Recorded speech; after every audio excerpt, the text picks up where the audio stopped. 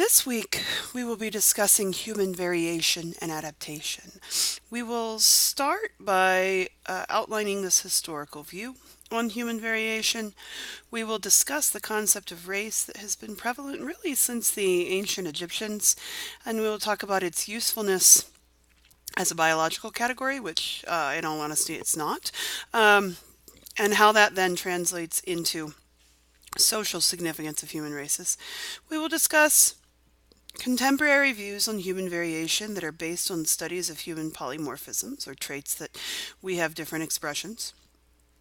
We will discuss two specific examples of biocultural evolution in regards to modern human populations. This will be the maintenance of sickle cell trait in areas with high malaria prevalence, and lactase persistence, which is what enables us the luxury of being able to digest milk and milk proteins later in our life. We will explain how population genetics is used to examine microevolution. We'll discuss the role of natural selection in influencing things like skin pigmentation, as well as body shape and limb proportions, human responses to high altitude heat and cold. And then lastly, well, not lastly really, we'll explain how infectious disease became a selective force in human evolution. And then the one area where we will deviate a bit from the chapter is in our discussion of forensic anthropology, and then the activity that we will do that relates to forensic anthropology. Humans have been fascinated with categorizing people according to their phenotypic characteristics for thousands of years. As early as 1350, before the current era, ancient Egyptians classified humans based on their skin color. And so the categories they used were red for Egyptian, yellow for people from the East, or what we would characteristically consider Mongoloid populations, white for those from the north or Caucasoid populations, and black for sub-Saharan Africans. European imperialism and colonialism brought increased awareness to human diversity, not in a way that benefited, let's say, multiculturalism. This difference or this awareness of diversity was then tied to colonial institutions that treated people of different racial categories as having different intellect, different value. It was at first an attempt by Linnaean taxonomy to classify four groups of humans, but Linnaeus himself ascribed behavioral and intellectual qualities to each. And thusly, this system of classification was used in a very ethnocentric way, an application of European ethnocentrism, and then this idea of kind of the great white man's burden of bringing civilization and therefore higher culture and cognition to these populations. Johann Friedrich Blumenbach, a German anatomist, classified humans into five races. These were white, yellow, red, black, and brown. So again, using this very visible phenotypic difference of skin color. And he at least acknowledged that his categories were not discrete and that there was a lot of overlap. And so even in the 19th century, we're noticing a good deal of what we would now call racial admixture or interbreeding. What all of these applications had in common was the idea of biological determinism. Biological determinism holds that there is an association between physical characteristics, such as skin color, eye shape, nose shape, hair color, hair texture, and such attributes including morals, values, abilities, social status, and economic status. In other words, a lot of the cultural variation that Europeans saw was believed to be inherited. And Stephen Jay Gould actually commented on this kind of history of racial categorization and said that all American cultural heroes embraced racial attitudes that would embarrass public school myth makers. So, thinking about individuals like Thomas Jefferson, thinking of the Darwins, thinking of a lot of the people who are at the forefront of kind of changing social institutions and adding to our biological knowledge, all of these individuals were racist. And so this deviates from, I mean, if we look at the American educational system, for example, how many of you have taken classes on, like, I don't know, if you're from New Mexico history? Right? And much of New Mexico history is presented from the view of the Spaniards that came and colonized. And so when we look at American history as a whole, one of the criticisms of it is that it tends to be quote unquote whitewash. That is definitely told from the European kind of colonial perspective. Francis Galton, Darwin's cousin, feared that 19th century society was being weakened and proposed eugenics, or the government regulation of marriage and family size. And this idea of eugenics then was pretty prevalent across Europe in the early 1900s. So through about the 1920s, 1930s, of course, it came to its peak with the ideas of the Nazis and the idea of creating this pure kind of Aryan race that was both physically and socially superior, and this led to mass genocide of people that didn't fit with this kind of Aryan idea or ideal. The modern synthesis then of evolutionary theory from the 1930s on was developed as a way to counter the eugenics movement. And so this was the idea of bringing in knowledge of genetics and how that determines human variation, to look at all the similarities that we see among people and how our biological systems evolved in response to local ecological and environmental selection pressures.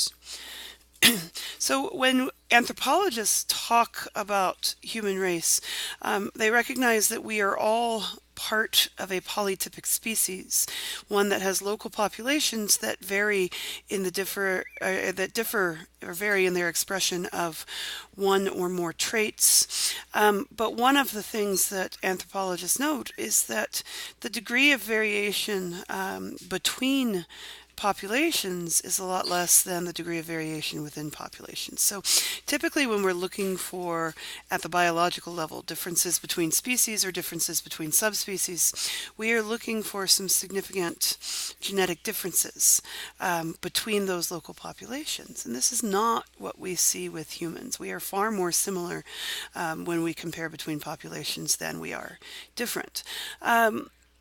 So there's a great deal, even within populations, of genetic and phenotypic variation between individuals. Many of the discussions on human variation have focused on these very noticeable phenotypic characteristics, including skin color, face shape, nose shape, hair color, hair form, and eye color. When we talk about how we define the term race itself, there are biological definitions that have been used historically, and then there's the social way that we capture race today. So historically, race has been used to describe a species or species level differences. This is still thrown around quite widely when people propose that we are but one race, the human race. It has also been used to describe various culturally defined groups, including nationalities. So historically talking about the Japanese race or the Ethiopian race. Race is assumed to have biological connotations, and in taxonomic classification, race is considered synonymous to what we call the subspecies level. So when we are talking about differences between populations of gorillas, for example, we would have different quote-unquote races of gorillas: Western lowland, mountain, Eastern lowland, and cross river. But even that has fallen out of vogue, partly in response to the fact that race, as it's dealt with culturally among humans, has become such a kind of loaded term and something that has been used for systematic oppression and prejudice. This belief that that these racial categories have biological connotations is partly what is responsible for its social significance. We are still trying to break away from this European imperialistic and colonial view that physical traits are associated with intelligence and numerous cultural attributes. This is something that biological anthropologists have spoken out on regarding in recent years. There have been some pop science books that have been published in the last 5 years that have kind of reasserted this idea of at least brain size and brain functioning and intelligence differences between races. And this is not something that any of the research in biological anthropology supports. So, an individual's biological or ethnic background is still inevitably a factor that influence how he or she is initially perceived and judged by others. We make rash judgments that are often rooted in stereotypes when we are confronted with some of these phenotypic differences. And of course, in the United States, this issue of skin color is incredibly prevalent. In other countries, I mean, I can speak to some of the prejudice that we see in Germany, for example. It has to do with nationality and then presumed religion and style of dress. There's been a lot of backlash against Turkish immigrants throughout Germany, for example. So cues that we demonstrate that indicate our ethnic or biological background then shape how the world perceives us and how we are able to interact with the world. Within anthropology, ethnicity was proposed to kind of change our narrative as a substitute for race. Ethnicity refers to cultural factors, but still in common everyday usage in the US, race and ethnicity are often used interchangeably. Even when we look at government forms that ask for demographic information, you'll have a category where you choose your race, and this will typically include African American, Caucasian, Asian American, American Indian, and then other. And then you will have a separate area where you indicate your ethnicity. And that ethnicity in the US is typically stratified into Hispanic and non-Hispanic. Um, but these terms are still problematic. When we talk about ethnicity and we talk about Hispanic, right? We tend to include in that Hispanic ethnicity anyone from Central or South America that comes from Spanish-speaking countries. Well, where does that classify then? Recent Spanish immigrants. So both terms are problematic, but we don't have a better solution yet. There's been a movement away from relying solely on phenotypic characteristics to studying human variation, specifically according to these evolutionary principles that we've been talking about. And so this then asks big questions like, is there any adaptive significance to the phenotypic variation? Is genetic drift a factor? One of the things that we will talk about in this lecture is what has kind of selected for lighter skin in far northern latitudes. But there have been some interesting, relatively recent studies that have illustrated and demonstrated that until relatively recent times, as recent as about 3,000 years ago, that the human populations, even in places like Scandinavia, still were very dark skinned. So this development of light skin has been something pretty recent and is at least attributable in part, at least as it's associated with like blonde hair and blue eyes, with founding effects or random genetic drift. We can ask, what is the degree of underlying genotypic variation that influences phenotypic variation? Because we also recognize the role that the environment plays in molding phenotypes, kind of independent from the underlying genetic way that traits are inherited, and then what influence has culture played in the past. So allowing for this multifactorial kind of biocultural perspective. One thing that's important to note is that the variation that we see within populations genetically is significantly greater than that between populations. So we do not have an underlying genetic basis to ascribing human populations into mutually exclusive, genetically discrete categories. And so here are just some pictures that demonstrate different phenotypic expression across the continent of Africa. We tend, as white Westerners, to lump anybody from Africa into one kind of overarching umbrella, African American, kind of in our governmental usage and our racial categories in the US. But we see quite a degree of variability in face shape, in hair texture, in skin color, even just across the continent. So here we have the Khoisan of southern Africa. These are the San, the Bushmen of the Kalahari Desert. We have the Oromo of Ethiopia. We have the Efe, who are one of the pygmy populations of Central Africa, along with the Mbuti. And the Ituri, these are the ones that live in kind of the dense, like Congo rainforest. We've got the Bantu of southern and western Africa. We've got the Manasir of Sudan, and we've got Berber populations from Libya. This whole idea of the Berbers is an interesting case. Prior to the spread of the Ottoman Empire, if we look back at historical texts, Berbers were considered and described and depicted as having very dark skin. Now, when we look at Berbers as a whole, we tend to treat them as Caucasians.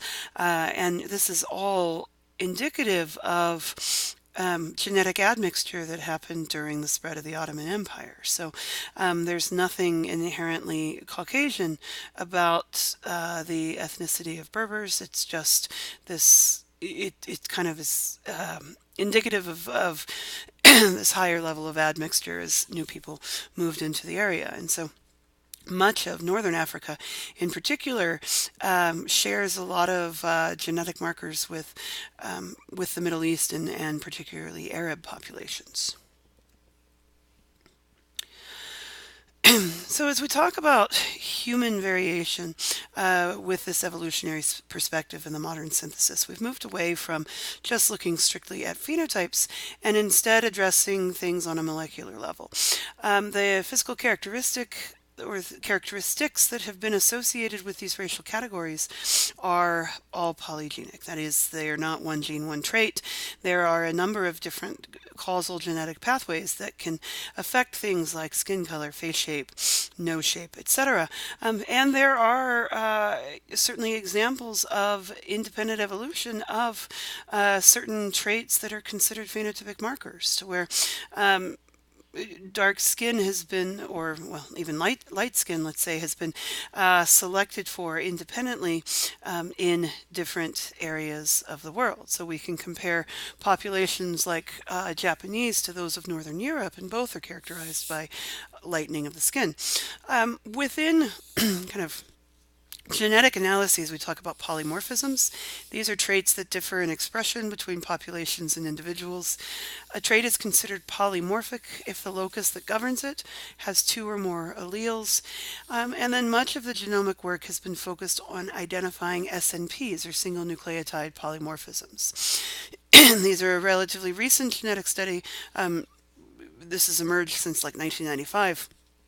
And these are sequences of DNA that differ only in one single nucleotide. So we're able to identify variation at kind of its very base level. This work with SNPs has identified over 15 million SNPs in the human genome, many of which occur in non-coding regions. So these include things like the spacing that give us tell us when to turn genes on and off, as well as parts that may not influence much genetically whatsoever. There's been a recent program titled the 1000 Genomes Project that's a massive collaboration of more than 400 scientists. This is the group that has identified these 15 million SNPs. And they've been able to identify the molecular basis for about 95% of all fairly common patterns of human variation.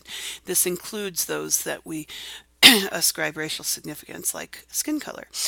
They've also been able to identify between 50 and 100 gene variants that are associated with disease. Now, the mechanisms by which this molecular variation translates into observed phenotypic expression have not all been clearly identified yet, but at least we're getting to the building blocks. What were some of these changes in our DNA that have led to the diversity of phenotypic expression that we find among humans today?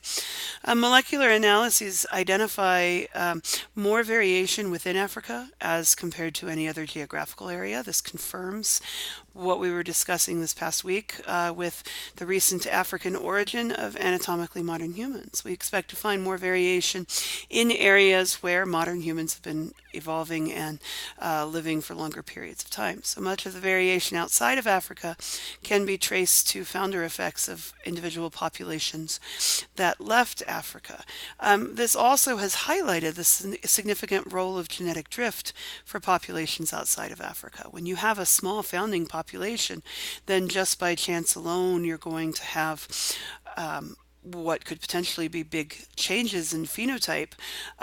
Perhaps without an adaptive selective pressure. So these changes in how we look may not be associated at all with any kind of selective advantage.